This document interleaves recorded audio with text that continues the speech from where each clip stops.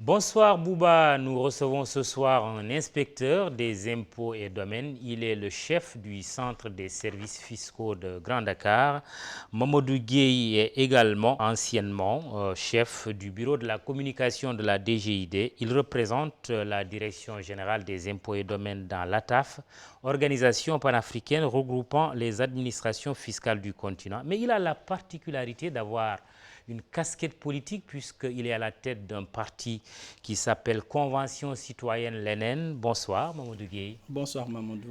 L'ENN, un parti d'opposition ou de la majorité présidentielle? C'est un parti d'opposition qui assume son opposition dans l'arène politique sénégalaise et qui se positionne comme un parti du côté de l'opposition, mais d'une opposition républicaine, comme j'ai l'habitude de le dire.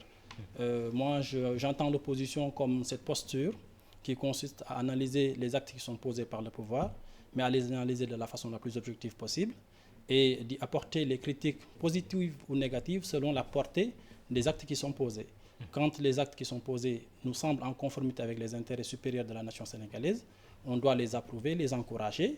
Et quand ceux-là sont en contradiction ou en porte-à-faux avec nous, la lecture que l'on donne de la meilleure situation pour le Sénégal, on va s'opposer avec la dernière énergie, mais avec les arguments et les chiffres qui sied quand c'est nécessaire. Si vous vous présentez à la prochaine présidentielle dans 3 ans à peu près, vous seriez le plus jeune peut-être candidat à une élection présidentielle. Ça vous effleure l'esprit? Ah mais bien évidemment, parce que Mamoudou, vous êtes candidat? Je ne peux pas déclarer tout de suite que je serai candidat, parce que ça dépend de beaucoup de facteurs.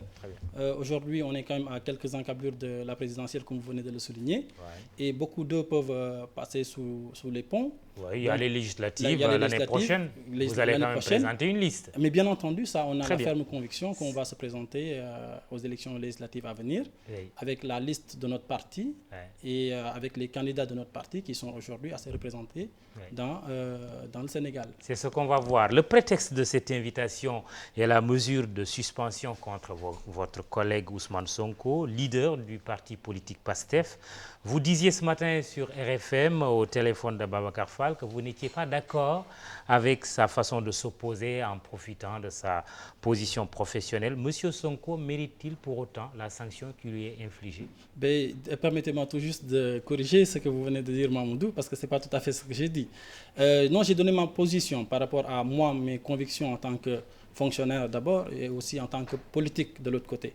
Moi, ma conviction ferme, c'est que je fais le choix d'être un fonctionnaire qui doit servir l'État et d'être un fonctionnaire qui doit être régi par les textes qui régissent la fonction publique.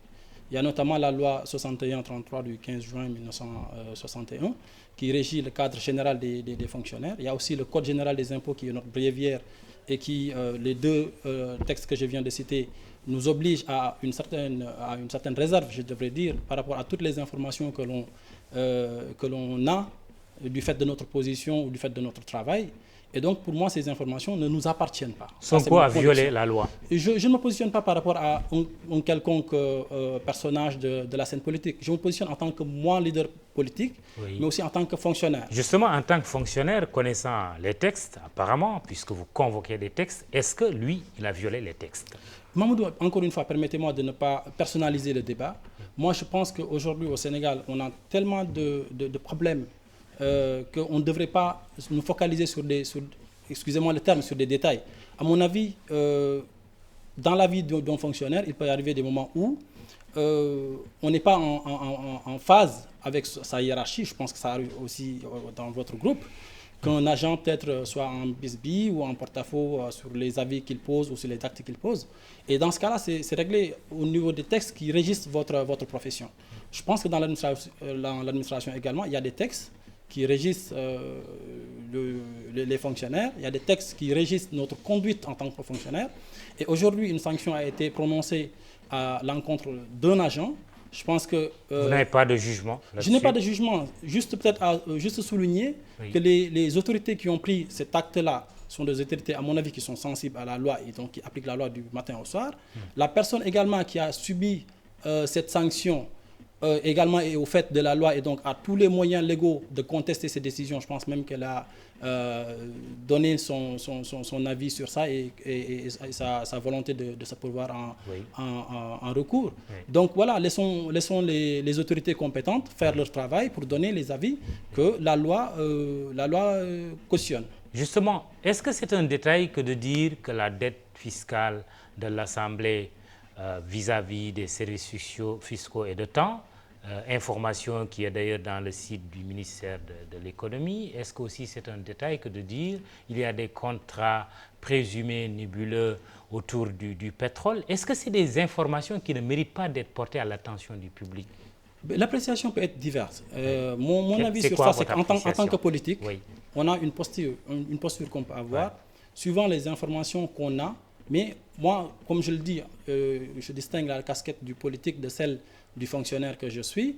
Les informations que j'ai du fait de ma position de fonctionnaire, je ne les partage pas. Comme chef de centre, des services fiscaux, parce que ça me donne accès à des informations de type confidentiel. Jamais que vous ne les publierez à des fins politiques. Jamais. C'est contre la déontologie à laquelle je crois. C'est contre les principes qui m'ont fait faire le choix d'être aujourd'hui fonctionnaire. Et donc, je fais le distinguo entre cette casquette de fonctionnaire de celle du chef de parti que je suis. Mais la dette fiscale de l'Assemblée, qui est sur le site du ministère de l'économie, ce n'est plus confidentiel. C'est la posture que je donne. C'est-à-dire qu'il y a des informations qui sont d'ordre public. Tout le monde est libre de les commenter ou pas. Donc, en fait, si on revient sur la décision que vous me demandez de commenter, est-ce que cette décision-là, elle est liée aux commentaires qui ont été portés sur cette information particulière? Ça, je ne saurais le dire. Je ne suis pas l'autorité qui ait pris cette décision et je ne suis pas aussi dans le secret des dieux pour savoir qu'est-ce qui a motivé réellement cette décision. Comme eux-mêmes ils l'ont souligné, peut-être que la motivation n'est pas sur l'acte que moi j'ai vu et donc peut-être que le conseil de discipline qui a été visé dans l'acte donnera les détails de la motivation de la sanction qui a été prise. Vous avez vu l'acte? Que dit l'acte? L'acte est très laconique. Oui. Il suspend un agent. Et je pense renvoie à un conseil de discipline qui a eu une procédure de discipline qui a eu à être enclenchée. Tout ça, en fait, comme je l'ai dit, je ne suis pas dans les dispositions pour répondre de cet acte-là parce que je n'ai pas été associé ni de près ni de loin à la prise de cette décision, ni encore moins à l'exécution de cette décision. Alors, prenons la question sous un autre angle. Vos collègues qui font la politique au sein de la DGID sont nombreux, certains militent même au parti au pouvoir. Et s'il arrivait qu'ils utilisent aussi leur position pour servir leur parti, l'APR par exemple, et défendre le régime parce que disposant d'un certain nombre d'informations dues à leur position. Cela peut arriver. Mamoudou, je pense qu'il faut qu'on sache clarifier certaines choses. Le politique, l'autorité politique est au niveau supérieur par rapport à l'administration. C'est-à-dire qu'aujourd'hui, je suis fonctionnaire, je représente l'État du Sénégal, mais au-dessus de mon chef ou du chef de mon chef, il y a une autorité politique. Cette autorité politique a le droit d'avoir accès à certaines informations. Aujourd'hui, je pense que quand le ministre, par exemple, va à l'Assemblée nationale, il y va avec un certain nombre de fonctionnaires qui lui donnent des notes, qui lui donnent des fiches, et ces fiches-là, ces notes, sont rédigées à partir des informations de l'administration. Donc, c'est utilisé à des fins, disons, d'éclairage pour toute l'opinion. C'est utilisé aussi à des fins, disons même politiques, parce que le ministre, quand même, encore une fois, c'est une autorité politique. Non, là, je ne parle pas du ministre, là, je parle au sein de la DGID. Non, justement, en fait, je veux juste qu'on distingue ces deux casquettes-là. Aujourd'hui, moi, je suis chef de parti. Je n'ai pas le droit de divulguer une information que j'ai eue du fait de ma position d'inspecteur des impôts ou que je n'aurais pas eue si je n'étais pas à cette position précise. L'administration fiscale et centrale, ce n'est pas à vous qu'on va l'apprendre d'ailleurs, c'est plus de 1000 milliards de recettes. Sans cette administration, on ne vit pas, tout simplement. Est-ce que vous ne craignez pas qu'il puisse y avoir vraiment une dérive avec une politisation de plus en plus accrue de l'administration fiscale? Je pense que les concepts ont leur sens, Mamadou. En fait, le fait que les agents de l'administration fiscale s'engagent en politique ne veut pas dire qu'il y a une politisation de l'administration fiscale. Ça peut arriver. Il y aurait eu politisation de l'administration fiscale. Non, c'est un des risques. Ça arriverait si toutefois on confondrait les rôles. Je crois que les rôles peuvent être bien distingués. Mamoudou est chef de famille. Ici, il est directeur général.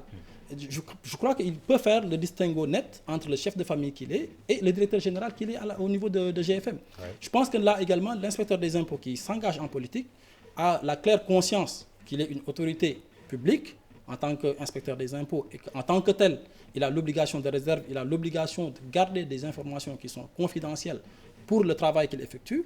Mais de l'autre côté, il a sa casquette de politique qui lui permet d'avoir ses opinions sur la vie publique, d'avoir ses opinions sur la politique qui est menée par l'État. Si cette personne est convaincue que cette politique est la bonne, elle peut s'engager du côté du pouvoir. Si cette personne est convaincue que cette politique peut être améliorée ou en tout cas n'est pas dans le sens qu'elle souhaiterait, elle peut s'engager dans l'opposition. Mais ça n'empêche que cette personne aura toujours l'obligation de faire le distinguo entre la casquette de fonctionnaire qui l'oblige à tenir secrète toutes les informations qu'elle aura recueillies dans le cadre de l'exercice de ses fonctions, de la casquette de politique qui lui donne la latitude de pouvoir commenter ou de pouvoir prendre position par rapport à des situations ou des informations qui seraient divulguées. Je vous pose la question puisqu'il y a le principe de la neutralité aussi de l'administration fiscale vis-à-vis de tous les acteurs politiques. Un exemple pour illustrer, c'est presque devenu une information publique. Des candidats majeurs à la dernière élection présidentielle ont failli être recalés à la suite de pression parce que il faut présenter un quitus fiscal dans le dossier de candidature à l'élection présidentielle et le DG de l'époque, aujourd'hui ministre de l'économie, quand même a observé une certaine neutralité, n'est-ce pas? Il y a des risques, non, à ce niveau. Justement, je pense que quand même les fonctionnaires, les hauts fonctionnaires de l'État ont subi une formation qui leur prédispose, je dirais, à une certaine posture. Celle-là consistant à savoir c'est quoi le devoir du fonctionnaire, c'est quoi l'obligation du fonctionnaire quant posture à la neutralité. D'homme d'État, posture républicaine.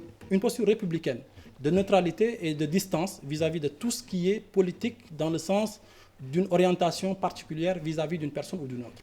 Ça, c'est une obligation et je pense que c'est une posture que tous les hauts fonctionnaires comprennent. Maintenant, qu'une personne ou une autre puisse avoir une position ou une posture qui n'est pas la bonne, ça arrive dans tous les corps.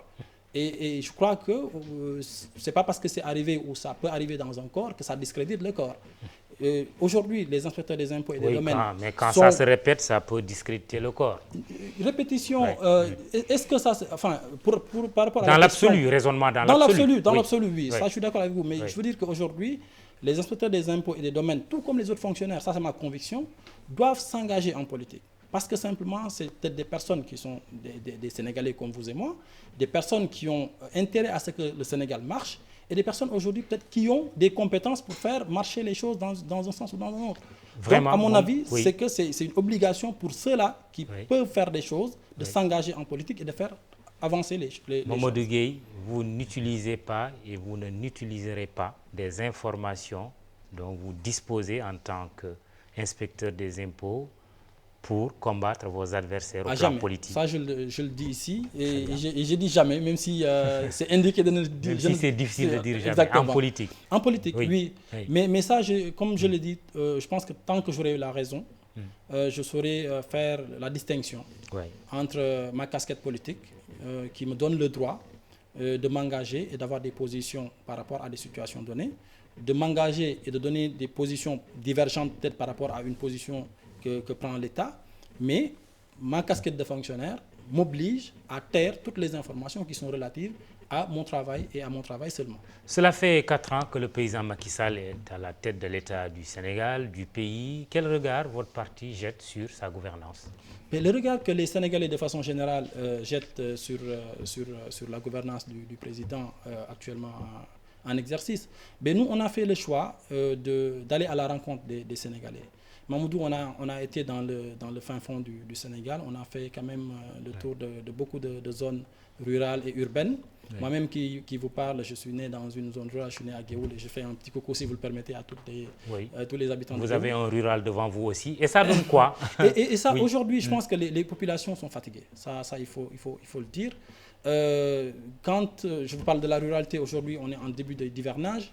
Il y a des réels problèmes. Vous-même, vous avez donné des informations sur votre antenne, comme quoi il y a des personnes qui sont mortes du fait d'inondations dans une certaine partie à Kaffrine. C'est un problème qui est réel dans d'autres zones, Djeddah Thiaroye, que moi-même j'habite. qui actuellement frémit du fait qu'il y a l'hivernage qui approche, il y a les pluies qui vont incessamment venir. Et c'est des problèmes qui sont là. Les paysans également qui aujourd'hui ont des problèmes avec les semences, les engrais qui ne sont pas distribués en quantité suffisante. Bilan positif ou négatif du président Macky Sall? Si je disais que le bilan est positif, je me rangerais du côté du pouvoir simplement.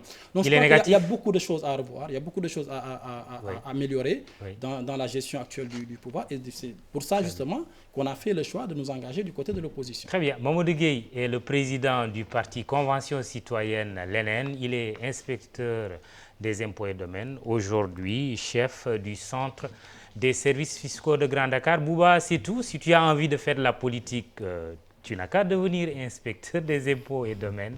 Merci, excellente soirée, excellent week-end.